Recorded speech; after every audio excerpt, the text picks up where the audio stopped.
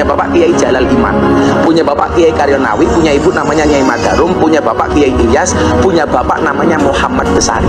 Jadi saya urutan ke-9 dari Mbah Muhammad Besari, makamnya di Tegalsari, Ponorogo. Coba Anda lihat Muhammad Besari itu siapa. Muhammad Besari punya bapak namanya Anom Besari, makamnya di Caruban.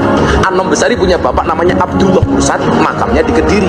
Abdullah Mursad punya bapak namanya Raden Demang, punya bapak namanya Pangeran Demang, punya bapak namanya Panembahan Wirasmoro, punya bapak namanya Susunggunan Paworo, punya bapak namanya Sultan Trenggono, punya bapak Raden Patah, punya bapak Prabu Brawijoyo.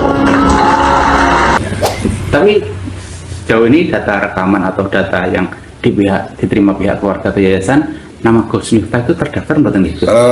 Itu tidak ada dalam sisilah, itu memang sebetulnya tidak ada. Dulu kan? Bapak Ibu dulu kerja apa, Mas? Ya petani. Petani Bapak sawah. tani, sawah, bapak mama dagang di pasar. Dagang pasar.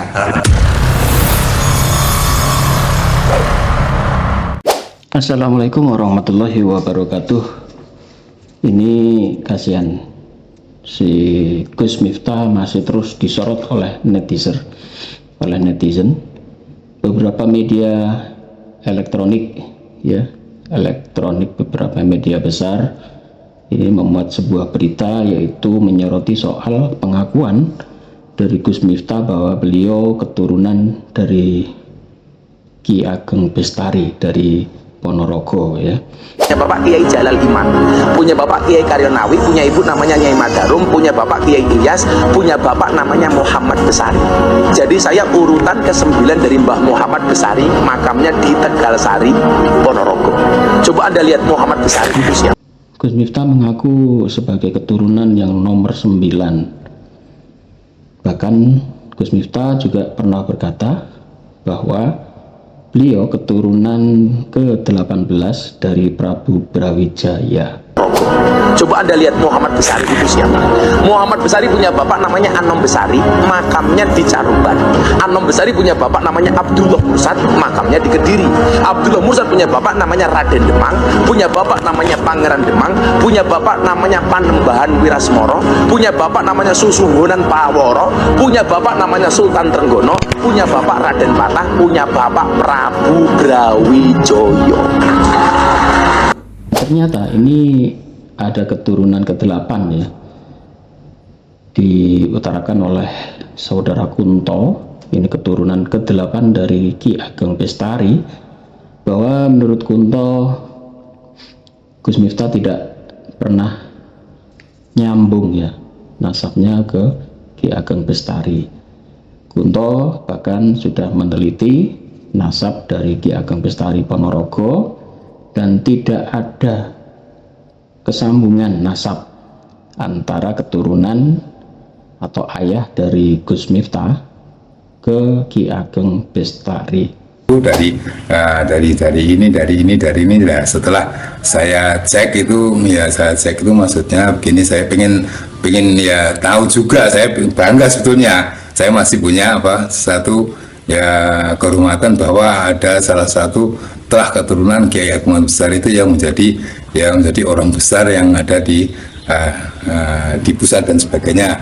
Salah satu contoh adalah dari Kiai Ageng, yaitu dari HUS Cokromoto sendiri. Nah, itu adalah juga merupakan salah satu telah keturunan dari Kiai Ageng Besari, dari putra cucunya dari Cokronegoro, Bupati Pertama. Akhirnya itu HUS Cokromoto sebagai pendiri Syarikat Islam, pahlawan nasional Indonesia, juga sebagai gurunya yaitu Presiden RI yang pertama Pak Karno sendiri. Nah, ini dari sisi lain ada, dalam buku juga ada. Nah, saya sendiri juga ingin tahu itu, yang itu kalau memang dari Kiai atau Muhammad Ilyas itu dari istri keberapa, putranya siapa itu dan sebagainya. Tapi jauh ini data rekaman atau data yang diterima pihak keluarga atau yayasan, nama Gus Miftah itu terdaftar betul itu? Itu tidak ada dalam sisilah, itu memang sebetulnya tidak ada. Apalagi mengaku sebagai keturunan ke-18 Prabu Brawijaya.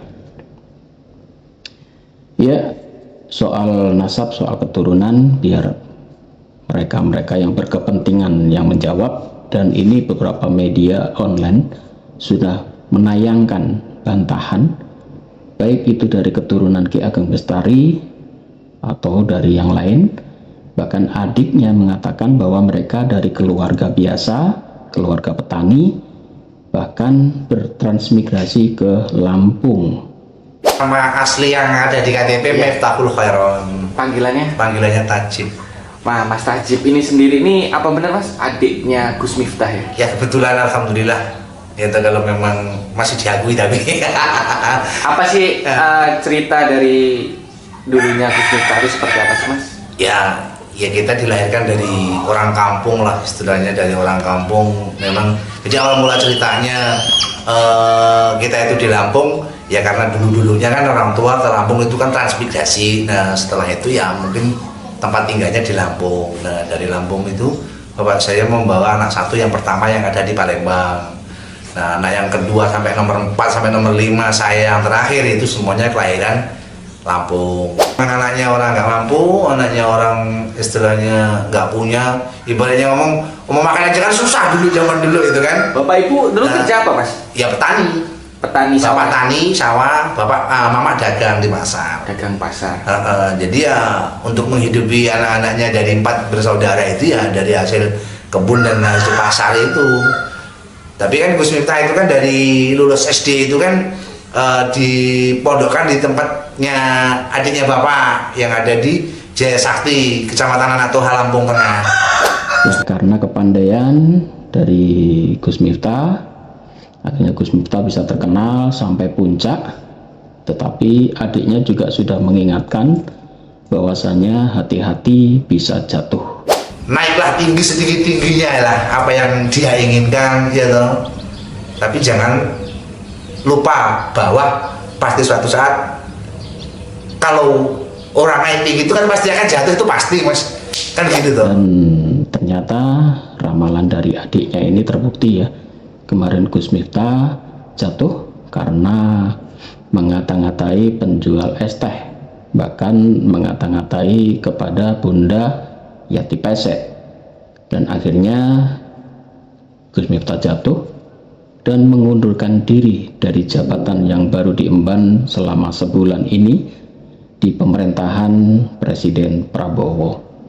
Dengan segala kerendahan hati dan ketulusan, dan dengan penuh kesadaran, saya ingin sampaikan sebuah keputusan yang telah saya renungkan dengan sangat mendalam. Setelah berdoa, bermuhasabah, dan istikharah, saya memutuskan untuk mengundurkan diri dari tugas saya sebagai utusan khusus Presiden bidang kerukunan beragama dan pembinaan sarana keagamaan. Keputusan ini saya ambil bukan karena ditekan oleh siapapun, bukan karena permintaan siapapun. Keputusan ini saya ambil karena rasa cinta, hormat, dan tanggung jawab saya sangat mendalam kepada Bapak Presiden Prabowo Subianto. Saudara-saudaraku sekalian,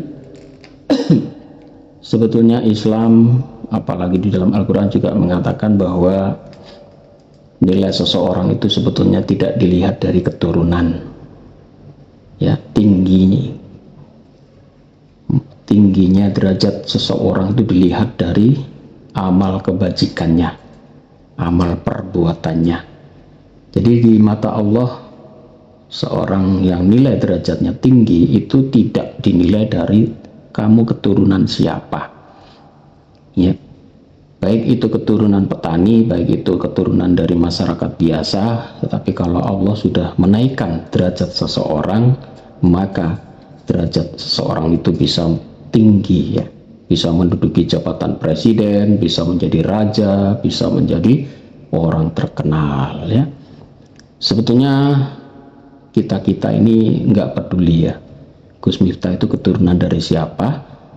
Dan lebih bagus lagi, Gus Miftah dengan jujur mengatakan dia keturunan anak petani dari Ponorogo yang ikut transmigrasi ke Lampung. Bahkan pengakuan yang jujur seperti itu akan lebih dihargai oleh masyarakat, bahkan masyarakat akan lebih kagum dengan kepandaian Gus Miftah yang merintis karir seorang ustadz kiai yang terkenal, yang dia mulai dari memang benar-benar dari bawah. Demikian dari saya, semoga kita lebih bijak lagi ke depannya. Mohon maaf jika ada salah kata. Wassalam.